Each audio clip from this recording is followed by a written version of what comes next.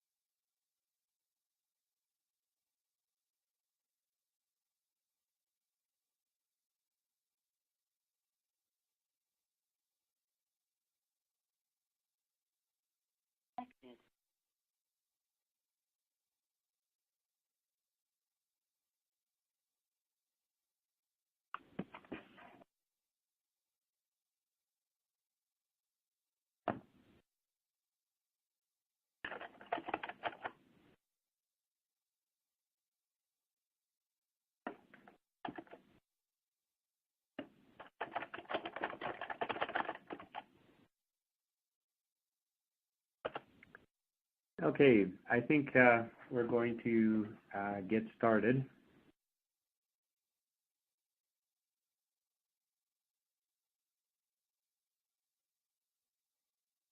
Great. Okay, just did a quick sound check. We're looking good. Okay, so hello everybody, and welcome to our webcast today on why and how to get started with IoT data connectivity. My name is Derek Komanek. I'm a Senior Consulting Manager here at Matrikon, Honeywell.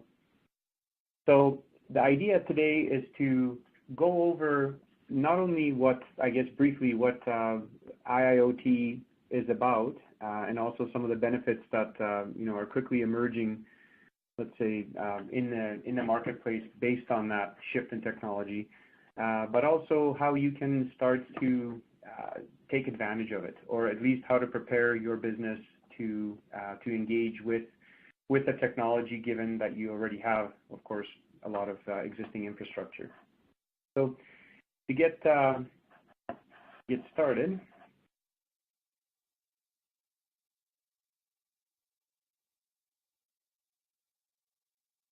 there we go. So to get started, quick introductory slide. Of course, the topic is big. There's all sorts of projections flying around. I've been watching them, as they sort of go up and down throughout the year. But one thing is clear is that in overall in IoT, the Internet of Things in general, there's huge expectation for just how many devices will be connected. Of course, the security around that, how much revenue that will generate, both on the, let's say, the consumer side and also on the industrial side, or manufacturing sectors. So looking at things like, what Accenture took a look at, they did a study with, say, 20 different nations, and looking over time, as you project into 2030, I mean, they're expecting truly astronomical numbers to start showing up on how businesses are affected.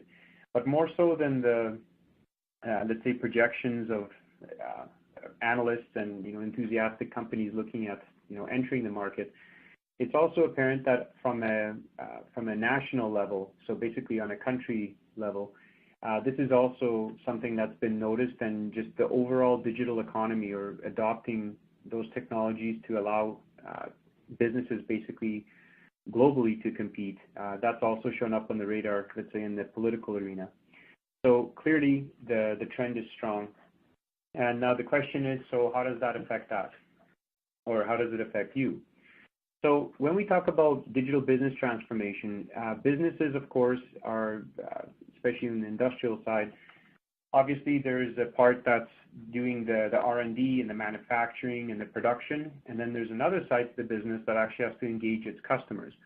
So really, businesses are faced with sort of two challenges, one being to bring the technology and into its own operations, and both from a business side and from the production side, but also to find new ways to engage its own customers for each business. So basically, we've got the IoT.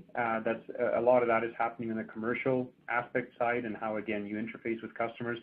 But that also feeds back into what you're doing in the production side. And overall, when we talk about digital business transformation, it's actually bringing those two together.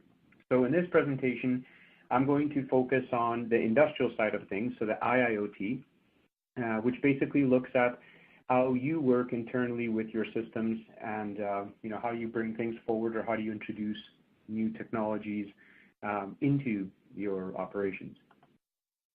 So if we sort of take a step back, the question always is, so what are the drivers, right?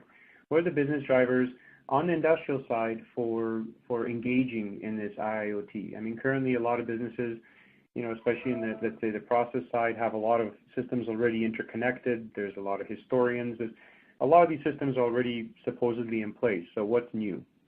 Well, there's a number of reasons why things are different.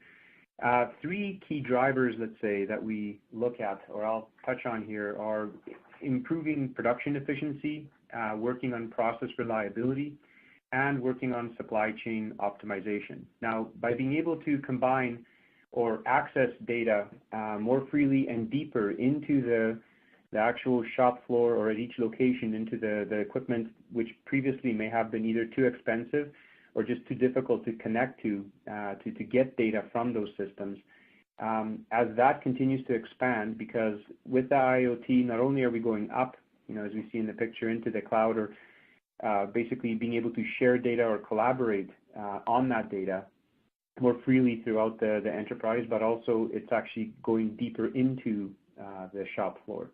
So while traditionally a lot of connectivity has been established for working with process data, so basically the information that's required to actually run the facility or the systems, there's also a lot of data that's not being looked at, or whether it was too expensive or just, again, inaccessible, and that would be the diagnostics, right? So as we look at the cost of sensors and smart devices being able to be deployed into production environments where you can start to add that capability, whether it's from a third party to access the diagnostics information, or just to be able to communicate to the device that already collects it anyways, all of those sort of roll up into the concepts that are common to IIoT. Now, of course, a lot of these things are premised on top of cybersecurity, so I put that in red there. So basically, the key thing in all of this is ensuring that, of course, the proper measures are taken to secure the data. So even though in the pictures we show clouds and it looks like it's just you're talking to the general internet, of course, that is not the case. You can talk to servers that are in the general cloud or on internet, but a lot of times also you will have on-prem type facilities or basically private clouds as well. So I'm not going to dwell on where the cloud is in this presentation. The idea is once you start finding secure ways of accessing the information from the lowest levels in your organizations, in your plant or your manufacturing facility, then the question is, where does it go? That just depends on where you're hosting your data or what your setup is. But how you establish the communications and ensure that they're secure, that's something that I will cover here. So looking a little closer at, where do you go from here, from the kind of a top level view of, there's a lot of improvement that you can make. I thought we'd look at each one in turn. So when we talk about process reliability, some of the business cases for those are improving your ability to monitor your assets. So basically, again, keeping, let's say, just aware or tabs on what's actually happening with the assets. At the same time, predictive maintenance becomes possible. So as the more diagnostic information and up-to-date status that you have and visibility into the systems on the shop floor, the more you're aware currently what is happening, and therefore if you're also collecting this information and performing analysis on it, that also allows you to start to actually predict, of course, when, for example, a failure might occur, which then helps you to avert unplanned downtimes and such, right? So you're not only that not only prevents shutdowns, but it also improves when you actually do the maintenance, which also potentially lowers costs significantly because you're not sending people out when you don't need to, but you do send them out when you actually do need to, right? And also expert guidance, and that basically speaks to the ability to collaborate. So once you have the ability to access enough information on the shop floor, whether you're creating centers of excellence where experts can remotely assist with certain technical issues on the shop floor, either it's on location or remotely, that of course also helps you run more reliably, but also more efficiently. So all of these, although these are high level, or these are sort of at the business level, the drivers of why you do it, all of them actually, of course, boil down to the starting point, which is the ability to actually connect to the assets and get the information reliably and securely. Okay, so when we talk about production efficiency, same thing, whether it's operator effectiveness, and again, that's how and what type of information you're getting to the operators, where can they get the info, how in depth can they go, how much context do they get from that information, how difficult is it to set that up, that sort of plays into that. Maximizing quality, so ensuring that products aren't off spec, optimizing the process, so basically using feedback and looking at, when we start talking about feeding data, let's say, for example, into the cloud and starting to identify, to correlate incidents where something goes off spec, and to start to understand, what in the process, for example, may be causing certain risks to be higher than expected or than the norm would dictate. All of those, again, rely on the ability to access information from the lower levels. And then work with them, say, in the cloud, where you start to do more of the analytics, or in between when you're starting to do the processing on what we call fog computing, or basically on the edge, where you're starting to also crunch the data, make it available potentially to the operators at that level, and then also feed it into the cloud. And then as we look even further out, we talk about supply chain optimization, so whether that's planning and scheduling, or optimizing work in progress, and reducing, for example, when you have to order inventory, or at least focusing on just-in-time deliveries. And then that basically ties into the enterprise supply chain execution as well. So the high-level sort of drivers with the process reliability, production efficiency, and supply chain optimization, they actually have a lot of different aspects, and each one of these actually could be, we could dive into and actually start to pick it apart and say, well, how, when you access the data from the lowest levels, how is that actually, when you draw the line going back up, how does that actually help make, asset surveillance or maximizing quality or reducing the WIP? How you implement that is actually dependent on how much data you have and how easily it's accessible. So I guess the key point to this is, if you're wondering why, from a business standpoint, why you would start to talk about, let's say as a mundane thing as just data connectivity, it's because all of these higher level initiatives and the business cases, they actually depend on it. So that's why we sort of start from the beginning. Now, if we look at the infrastructure that you need, I definitely don't want to paint a picture that if you just can connect to a bunch of devices or throw more tech at the shop floor and have better visibility to sensors, that suddenly all those great things are going to happen. So, especially being part now of Honeywell and having access to some of the other solutions that they or we provide, as far as when you look upwards, even though Matrikon focuses basically exclusively down at the shop floor, and we say this is how you connect, and here's how you can basically feed that data into the cloud or to make it more accessible between systems. Really, there's a lot more that has to be put into place if you fully, as a company, want to take advantage of what we call digital business transformation.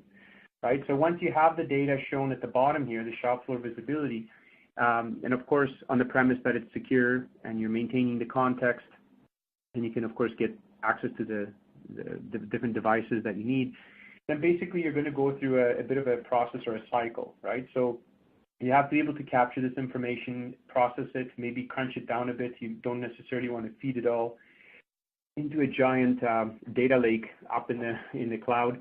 That can also get expensive. So, people say that storage is cheap, but when you actually look at transferring all the data into the cloud, that has to get sent somehow, somewhere over the network, and whatever cloud platform you're using, that also has its own expenses. So just blindly shooting data into the cloud because one day it'll be useful, that's not a great strategy, right? So whether you reduce that data at the edge, so when we talk about fog computing and you actually sort of crunch it down to make it change at least some of it into more of usable information, so shifting a bit from data to information, you feed that in, you capture it. You also have to have an asset model. Now, when I'm going to talk about a little bit later on here about OPC UA, which is a standard for connectivity on the shop floor, actually throughout let's say the round trip for the data, one of the key things to understand is that all the different devices that you have on your shop floor and the systems, they of course store information in their own formats, their own way. They have different levels of information packed into them. Some of them have basically just a value. Others have a very rich, let's call it metadata, associated with them, so the units and all sorts of parameters and maximums and minimums and such. So even though all those, it's extremely important to capture that, you actually need to put it into some kind of cohesive asset model that brings all this together, because in the end, if you want to take advantage of the advanced analytics that are provided either by specialized applications or large analytics engines in the cloud, you actually have to have some way of understanding how the information relates. One piece of information relates to another piece of information, so you can draw the conclusions. So in order to do that, whether you put the infrastructure in yourself or you're using sort of a hosted solution, that is something that as a business you have to commit to and to actually embrace to fully get the benefit. And that's what we see in the diagram here as we sort of loop back and we start to come back down through the cycle, and we start talking about the production efficiency, the reliability of the process, and the supply chain. All of those actually are dependent on you having done sort of the work in the background. Now, again, companies like Honeywell and others, they provide a lot of that. They have that system worked out. So our focus here is in the webcast is actually looking at the shop floor down below to say, okay, so how do you best prepare your business in order to make that information available, but also to ensure that it's secure and that you, of course, don't wipe out the ROI on your existing infrastructure, which you've got in place and you're not going to tear out just because you're chasing, a more profitable way to work with the data up above. Okay, so just sort of wanted to put that into context, that the data is absolutely important, but you do have to be aware that there has to be a further plan. It's not just a one-step type deal. Okay, so if we were to break this down into sort of key areas that we look at when you're rolling out an overall IoT strategy, you would of course start with data connectivity. So you want the visibility down to shop floor. You want to have the context. So basically, like I said, let's call it the metadata or the parameters that come with the information from each of the devices, as much as each can provide. You want it to be secure, and definitely you need it to be reliable, especially if you're talking about some real-time applications. Now, at the same time, we don't want to feed, as I mentioned, the data, all of the data up into the cloud. So you also want to have some intelligence sort of at the edge. So sort of anything that sits outside the cloud, but basically you're doing sort of the computing, let's say on premises, or they're local to where you're gathering the information. You also want to do a little bit of data aggregation there, maybe some basic analytics, maybe exercise some local control, because certain things can be done, let's say, automatically. And then the next step is also, of course, moving up into the cloud computing, where now you have a lot of data being brought together. You're consolidating it. You're putting it, again, taking information either that was already put into an architecture from the edge, but the structure, or you're doing that, you're organizing that in the cloud. Then you do advanced analytics, and then of course you shift to collaboration and actually doing something with the data, which on the previous slide was sort of the down arrows going through and actually starting to see some benefits out of it. So when we're talking about the overall IoT, there's a lot of effort, like I said, on it is on national levels, and different parts of the world have sort of had different starting times into it, and have sort of approached the topic in different ways. So if we look at just a few of them, the key ones, the first one that really showed up on the radar was from Germany, and that was the Industry 4.0 movement. So Industry 4.0 is basically, when you're talking about IIoT, Industry 4.0 focuses on discrete manufacturing. And it doesn't just look at connectivity in discrete manufacturing. It's a very comprehensive, actually, document put together. Actually, it's a couple documents that talk about how you make the whole digital economy work. So it looks at everything from how you train the workforce and prepare them for this, because as the environment becomes more intelligent, certain manual tasks are no longer necessarily done by humans, because of course the systems are getting smarter. They sort of take care of that. But at the same time, there's actually a growing need for people on the higher levels, or the sort of the decision making or expertise that has to be applied in order to use these systems. So training the workforce to take advantage of that, and also how all the various systems work together, and how do you build an ecosystem of supply chains and smart manufacturing, the actual manufacturing systems that talk to each other, how products interact with the manufacturing systems as they go through the system, and et cetera. So it's very comprehensive, and that sort of got the ball rolling, or really sort of focused approach to, let's say, an industrial application of what the IoT has to offer. Now, in the U.S., a really popular consortium is the IIC, or the Industrial Internet Consortium. There's a lot of member companies in there, and they've actually they were a little bit slower out of the starting gate, but they also took a wider approach. So the IIC actually focuses on all industrial applications for the IoT, not just discrete manufacturing. So if you were to kind of look at it, the IIC covers the entire topic of industrial, the IoT, and Industry 4.0 is more like a horizontal slice, which focuses specifically on the discrete manufacturing. And then in China also, they've now started, a little bit later after that, they've started their own sort of initiative called Internet Plus, or Made in China 2025. But basically, they're using, again, a lot of the concepts that came from the Industry 4.0 and IIC initiatives. So those are the sort of the main drivers. And what's happened is, when we attend a lot of the largest shows in Europe, for example, they're being held in Germany, and on manufacturing and communication technologies, one thing that's happened is the German government, as it came up with this plan for this Industry 4.0, it also wanted to find sort of a unifying, maybe not protocol, but standard, which would help tie everything together. As you know, in industry, we have a lot of different verticals. So when you're dealing with facility management or building automation systems, that's different than when you're dealing with actual production systems, which is different, again, than other systems that are used for transportation. And the question is, how do you share or bring all that data together? Because again, this is meant to increase the collaboration. So they went and they actually did a lot of independent analysis of the entire spectrum of the standards that are currently available in the market for doing all sorts of communications. And some of their criteria were, number one, how flexible is the technology for actually describing some of the relationships that are required? Because a lot of these systems, they are not just simple mappings of, here's the temperature and here's the unit and here's the min and max parameter. It actually describes the behavior of a device within a much broader system. Sometimes there's state-based descriptions. So it's definitely a more complex requirement as far as how you maintain context between different silos of industry as you share data between them. That was one requirement.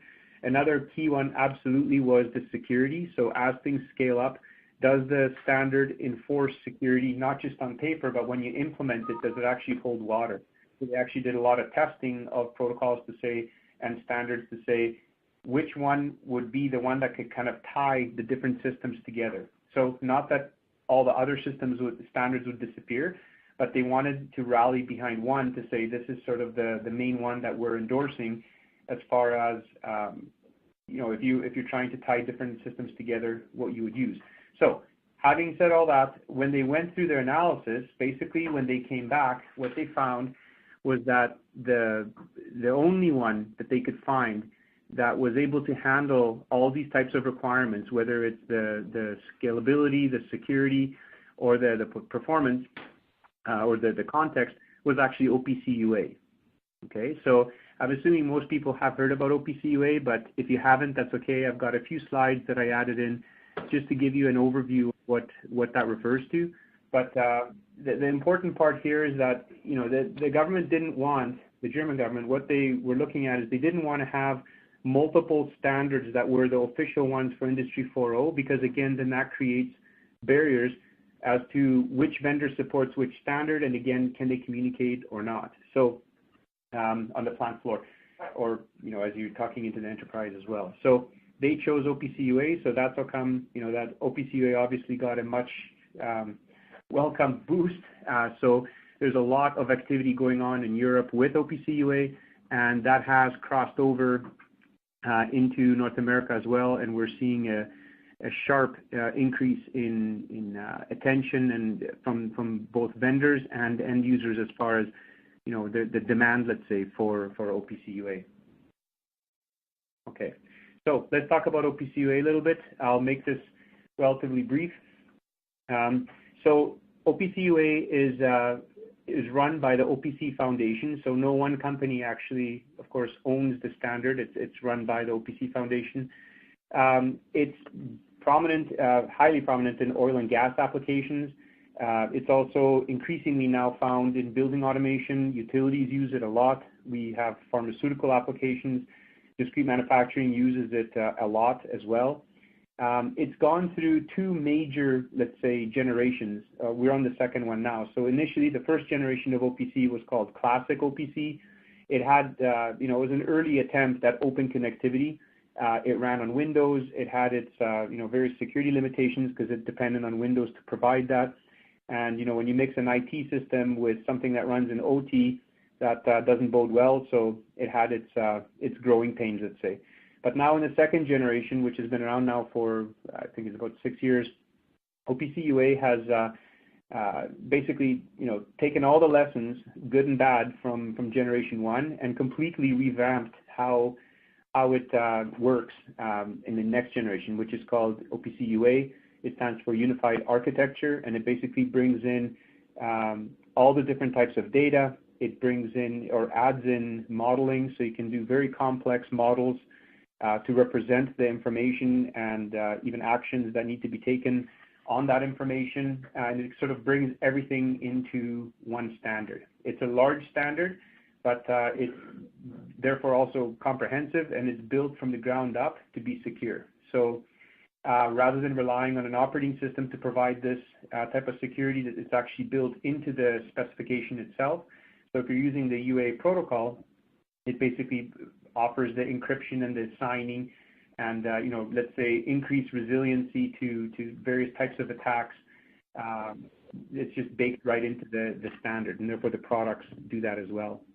Okay, so that's why we're talking about OPC UA, and that's why the rest of the presentation basically focuses on it, is because this standard not only allows you to transfer data securely from systems that are built for OPC UA specifically, but given that it's so flexible, it also allows you to translate between standards. So if you have systems on your shop floor right now which don't stock OPC UA, it actually has the ability to model and capture whatever the formats are for the information that's in those systems, and you can translate them without losing that context into OPC UA, and then working with that data in a consistent manner.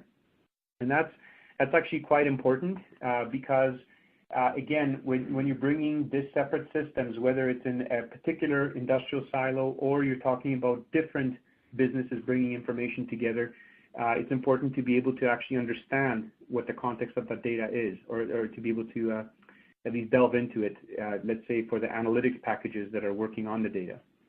Okay, so that's in a nutshell sort of what OPC UA does. One final thing, when you see the circle here on the left, there are a lot of standards that are working together with the foundation, because what they found is that even though the various open standards that exist, they are specialized for particular industries or particular applications. So the idea is not to get rid of them. What's important is that the ability to share data between the open standards, that's what OPC UA can provide in this case. So yes, systems can be native OPC UA, or they can support translating data from these other standards. So it sort of ties all of them together, which again is why, of course, when we talk about Industry 4.0, it stood out.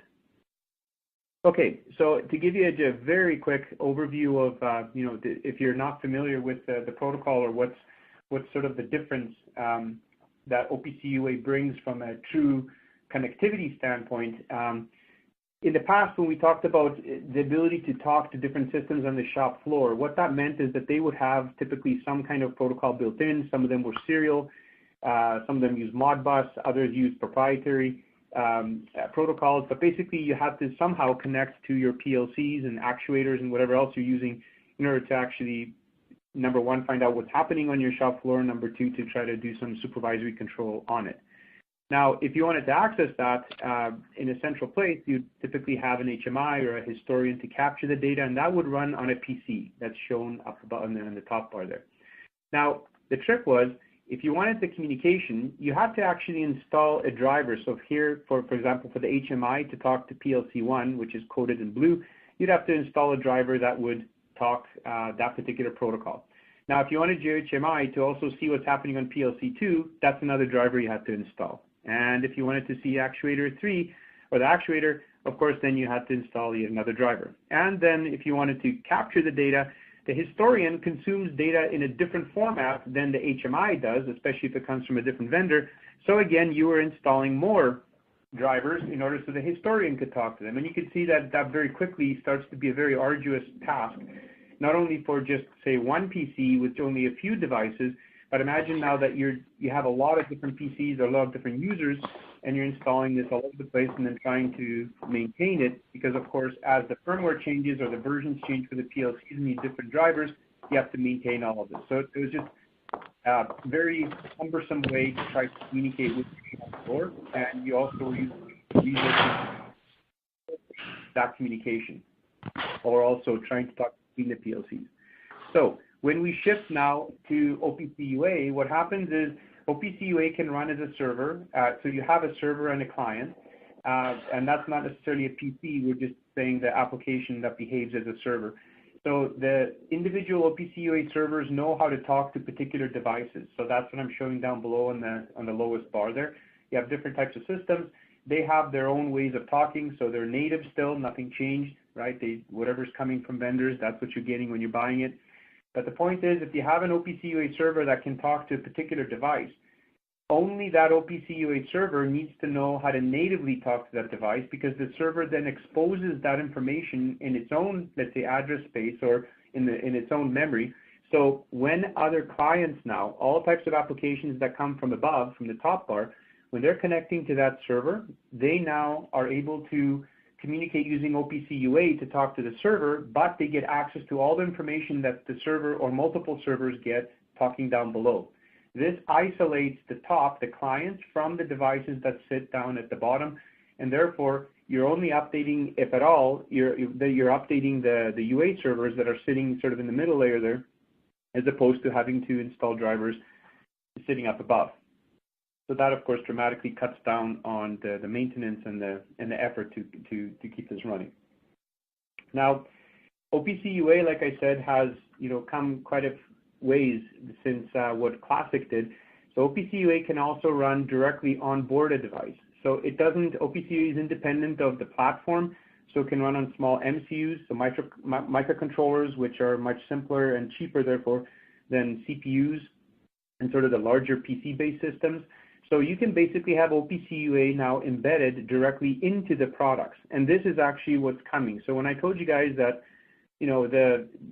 that phenomenon of people starting to adopt OPC UA or to shift towards it in Europe and North America and actually throughout Asia as well, that's actually happening now. So as Matrikon, since we provide the, let's say, the SDK or the toolkit that vendors use in order to put OPC UA into their devices, we have sort of first-hand knowledge of just how many vendors are actually doing this. And I can tell you, it's a lot of them. So the vendors who are creating the devices are actually putting OPC UA directly on board. So now you can actually start connecting directly to the device, and it will naturally provide that information in the OPC UA format, even though it might still hold the structure or organize the information on board in a way that fits whatever, whatever industry it's serving, or whatever is common for keeping the types of parameters, the types of metadata that's used for a particular application in the particular field.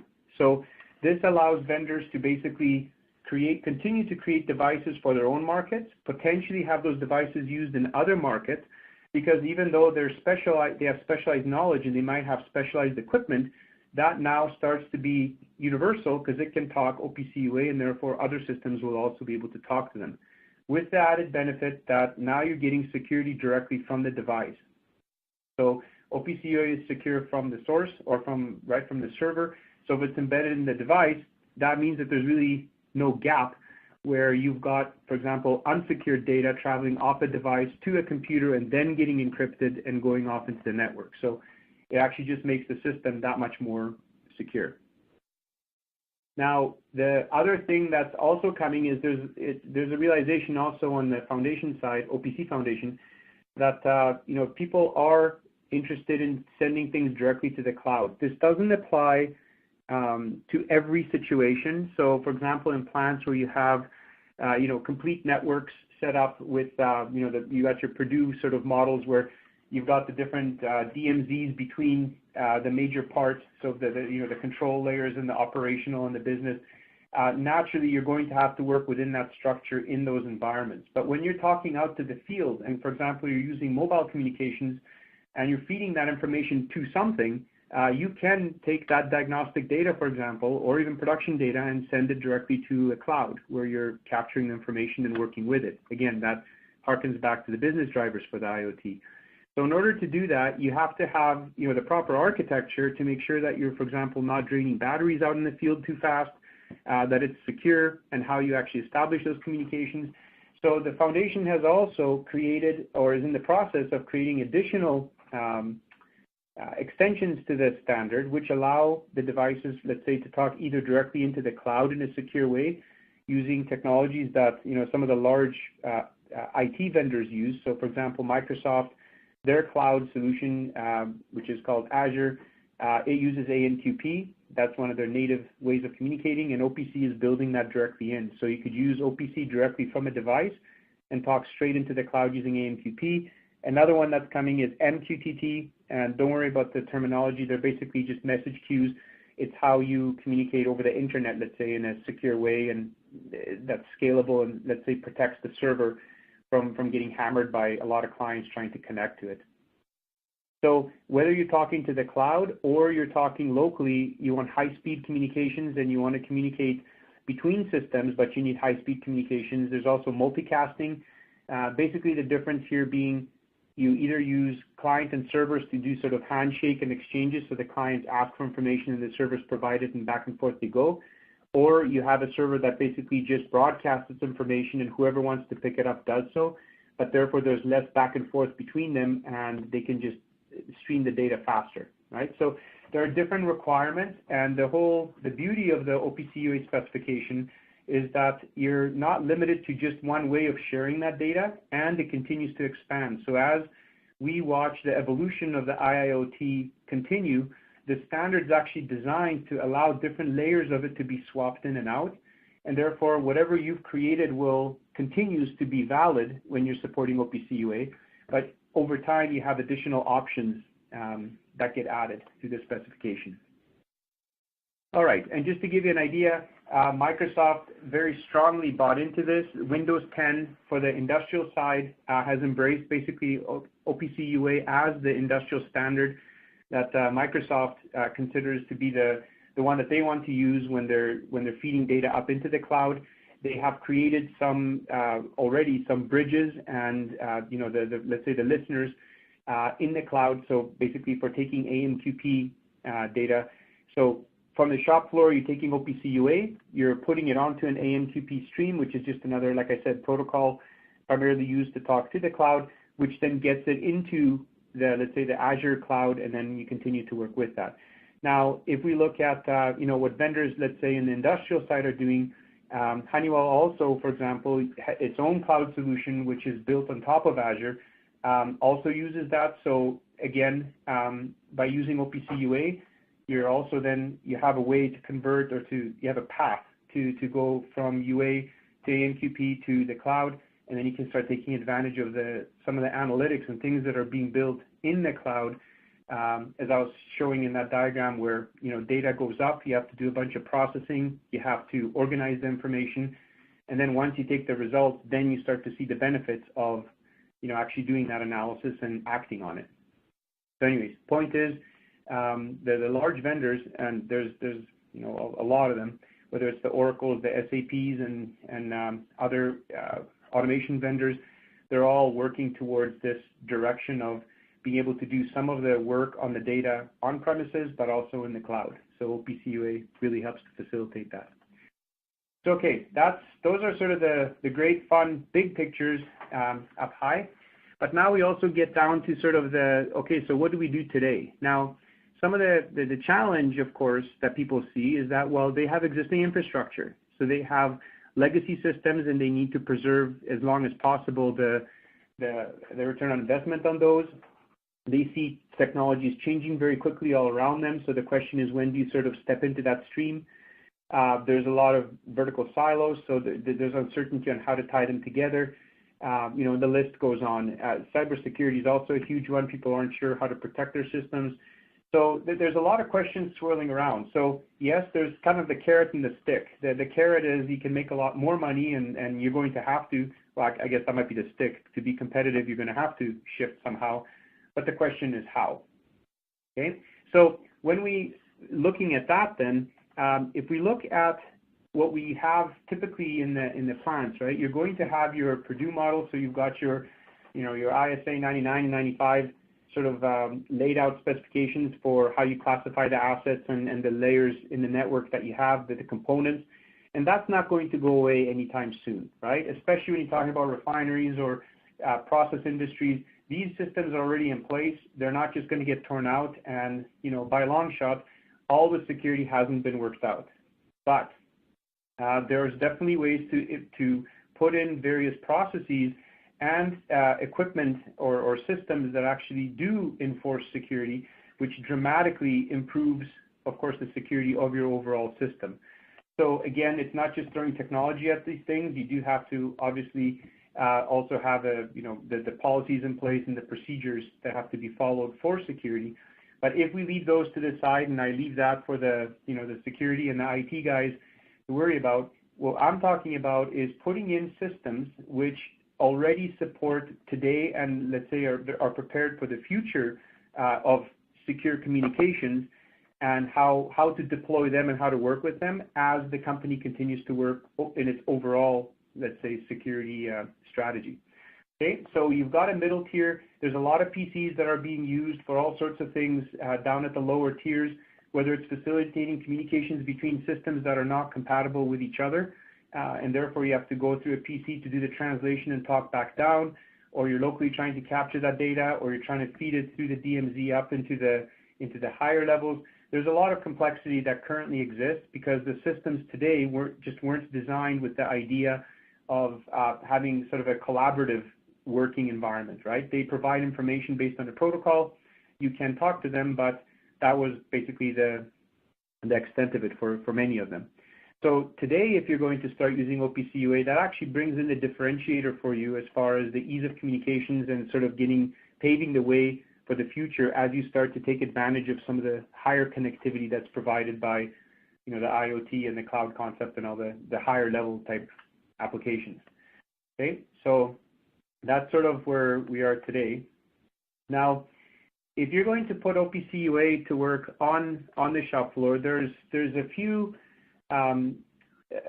sort of different scenarios that I guess we could say you're going to address. So on your shop floor, you're going to have different systems, and I'll just go through some of them here. And of course, the idea, as the arrows start to point up, because I'll be adding different systems in, the idea is that you want to eventually get to a point where everything is presenting an OPC UA face to the rest of the world, whether it's within the organization or out into the cloud. But basically, if we go on the premise that OPC UA has already been tested and proven to be a secure standard, or as secure as you can make it, of course, nothing is 100% secure in the sense that you can't launch a denial of service attack against it or something. So there's always some vulnerability that's discovered and closed up and you move on. But the point is, as far as today's best practices are concerned, OPC UA provides that security. So if you have the flexibility and the security, you want your systems to be able to do that because they will then nicely plug in to the ongoing evolution of your enterprise, of your shop floor connectivity. So let's say you have a window PC and you have classic OPC on board. There's software that you can use that will allow you to translate directly from the classic OPC into OPC UA. So you still have the open connectivity. You're not removing or touching the system that's running as it is, but you can actually change that into the OPC UA stream. So again, you get the security, and you can also enrich the data. If you have systems that have proprietary protocols on board and you can't talk to them directly, there's software they can put into, for example, for us, we use like an industrial data logger, basically a hardened PC. It's locked down. It has all types of OPC servers on board, so it can talk to different types of protocols. It can talk down natively to the device, and again, you can feed OPC UA information out from it. Or you might have something that has an open native protocol, say like Modbus. So then what happens is you can actually use a UA Modbus gateway, which is basically, and the graphic didn't work out here, but basically above it, it's supposed to be a small gateway, which allows you to communicate directly through OPC UA. It converts directly from the Modbus protocol up into OPC UA without even requiring a PC. Now, just take a step back.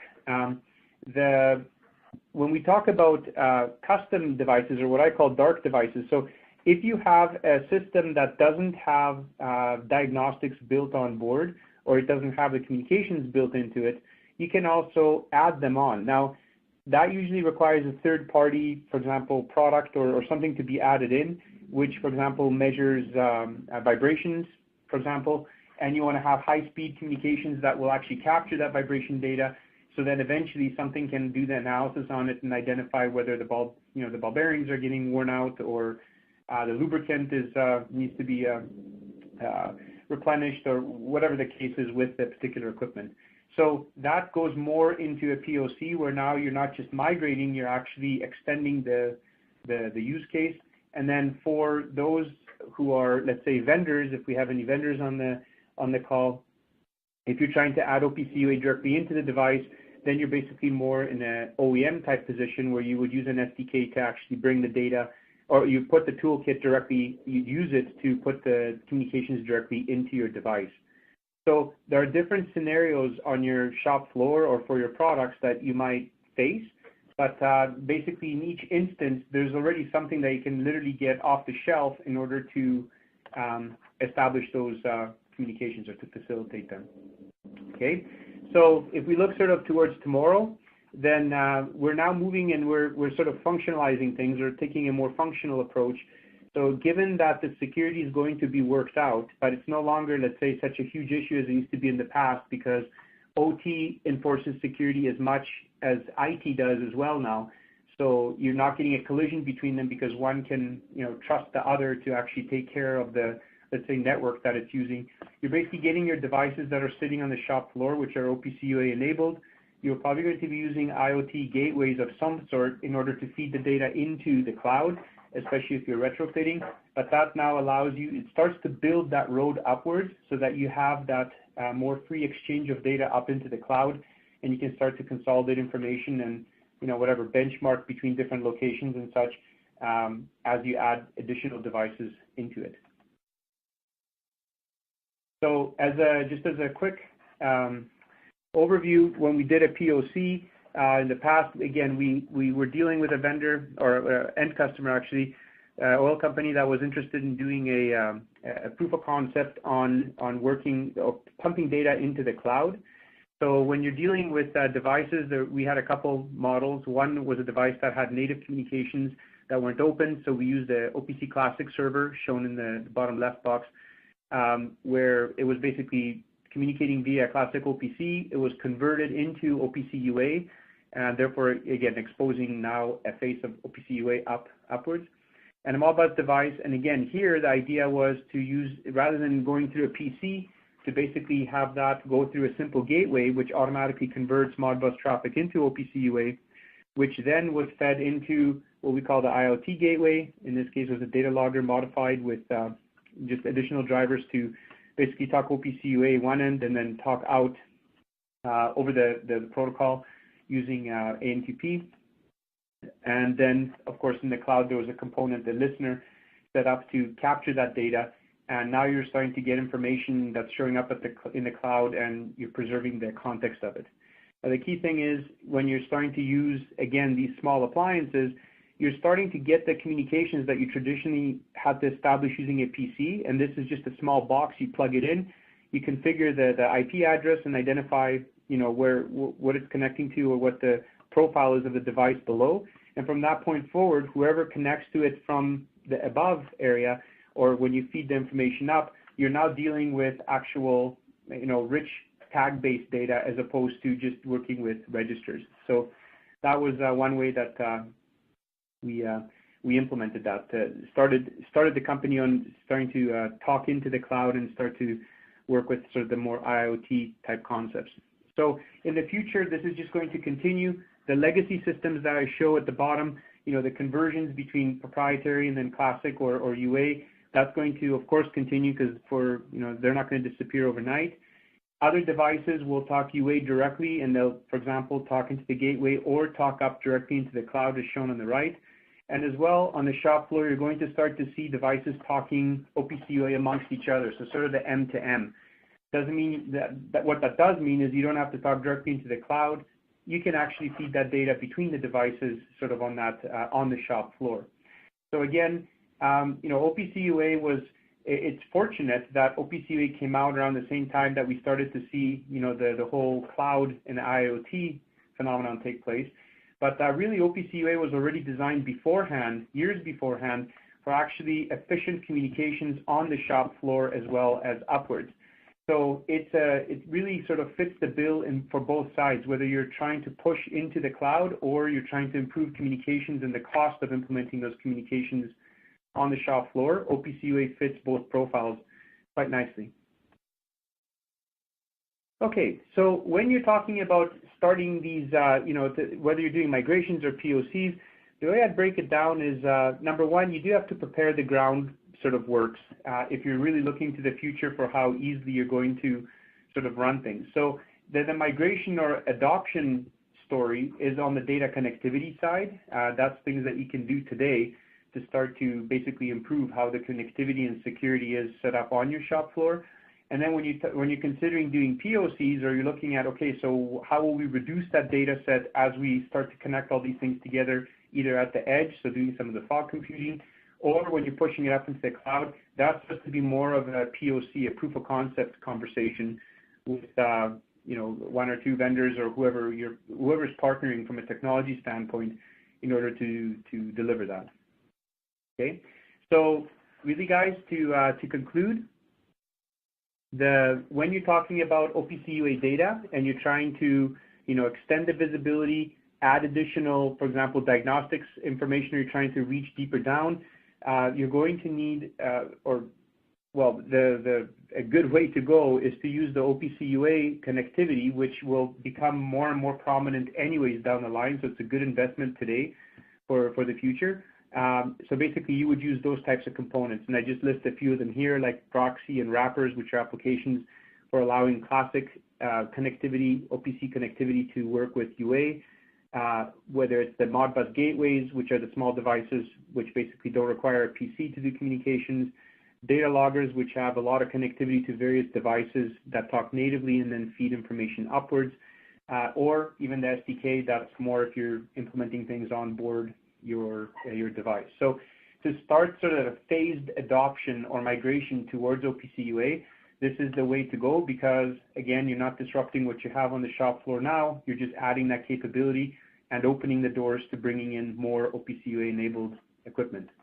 If you're looking for sort of doing IoT POCs, or proof of concepts, and the reason we do POCs or proof of concepts is rather than going whole hog and just starting to convert everything and then figuring out, what works or doesn't, or how specifically you want to adapt your culture in your company to sort of this digital transformation, by identifying key, let's say, preliminary business drivers and actually working with what you have and extending that, that is let's say, the safer way to go, right? So on this side, there would be more of a consulting angle where maybe some custom development is done, which is typically quite small, and it's basically developing some of these smaller, like I said, diagnostic sensors or whichever, to sort of bring that into, bring those parts of the plant that aren't, for example, visible right now, or that type of equipment, starting to collect that information, figuring out what to do with it. That side of things, that's what the POCs are excellent for, to start showing some, let's say, early wins for what that technology provides for you. Because in the end, it has to have some kind of, it has to move the needle on the business side to, let's say, get buy-in from leadership to actually, move more of the system that way.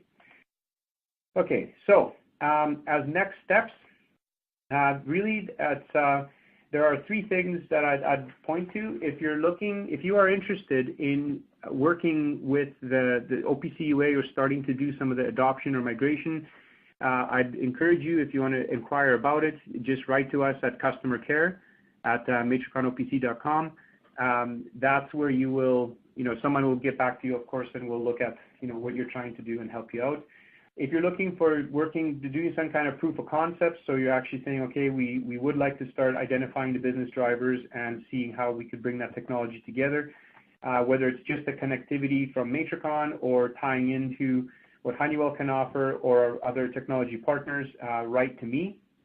And if you're looking you're on the vendor side of the equation, and you're actually thinking, how can you enable your products to actually offer the UA connectivity, which of course will be demanded in the future. I'd recommend that you write to Jason Fletcher. He's our sales manager, and he will work accordingly with you as well. So this will be all made available to you afterwards, but just to put a bug in your ear, if you are looking to do these types of activities, we are more than happy to work with you on them. Okay, I was going to have some questions, but I see that unfortunately our time has run short. There's always so much to talk about with these on this topic. So if you guys have anything, you saw my email there, feel free to write to me. I'll be more than happy to answer your questions or to have more conversation about it. And yeah, so that's it for my presentation. So thank you very much, and I look forward to speaking to some of you or to working with you in the future. So hope you found it useful. Thanks a lot and have a great day.